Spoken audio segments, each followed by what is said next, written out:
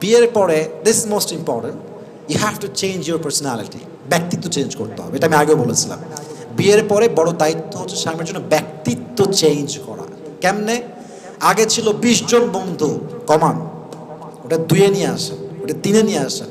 আগে থাকতেন রাত 4টা পর্যন্ত, 3টা পর্যন্ত বাইরে আড্ডা দে, ধুমাই আড্ডা। না, বিয়ের পরে বাসা আসবেন 9টার সময়, 10টার সময়, খাবেন একসাথে, বউ কিনে কথা বলবেন, ঘুমায় যাবেন আরামে একসাথে। বিয়ের পরে ছাত্রের মতো বাইরে গিয়ে বসে থাকে, 2টার সময় আসে, 3টার সময় আসে। বউ যে পালায়, এটা তো এমনি পালায় না। বউ যে প্রেম করে, পরকে করে, ইমোতে গিয়ে, হোয়াটসঅ্যাপে গিয়ে, তো এমনি করে না, স্বামীর জন্য করে। এই জন্য বিয়ের পরে you should change your personality and you must have to change your personality. Please try your best, নিজেকে পরিবর্তন করেন। আর হ্যাঁ, পরিবর্তন অনেকগুলো মানে আছে। পরিবর্তন কেমন হতে পারে? বিয়ের পরে পরিবর্তন কেমন হতে পারে? আগে 5 ওয়াক্ত নামাজ পড়তেন না, এখন 5 ওয়াক্ত নামাজ পড়েন।